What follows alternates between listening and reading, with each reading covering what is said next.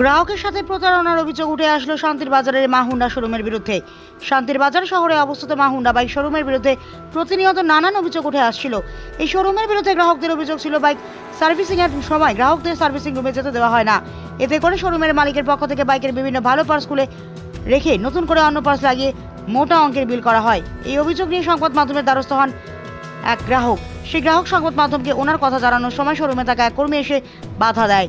এছাড়াও এই বাইক শোরুমের বাইকগুলো জাতীয় সড়কের পাশে রেখে দেওয়াতে লোকজনদের যাতায়াতের বিশেষ অসুবিধার সম্মুখীন হতে হচ্ছে।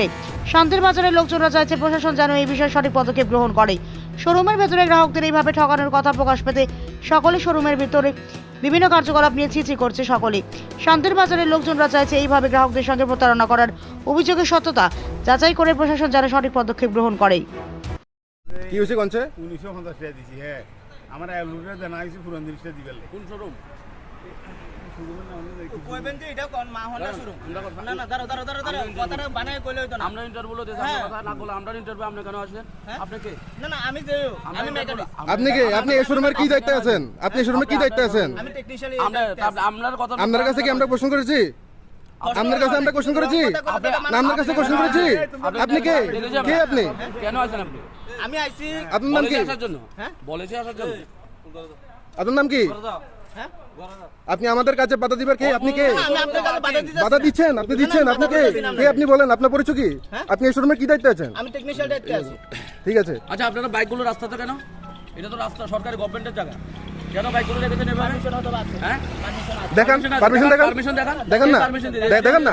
দেখেন না? কর্পোরেশন দিয়েছে। কে দিয়েছে? দেখেন না? কে দিয়েছে আপনাকে পারমিশন? দেখেন না? রাস্তার মধ্যে বাইক রাখার?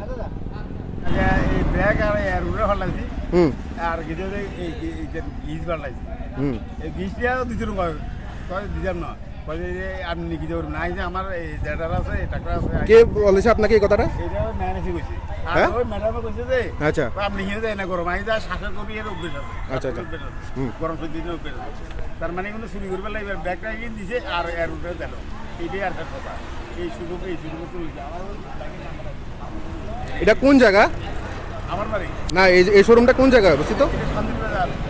আচ্ছা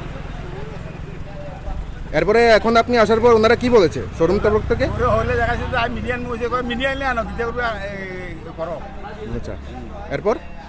এর কাছে আগে যে আমি এই নেতার উপরে জানাইছি হুম তো কয় আছে ঠিক আছে তুমি যাও এই কথা কইছি। ঠিক আছে। আপনার নাম? আমার নাম দিলীপ দাস।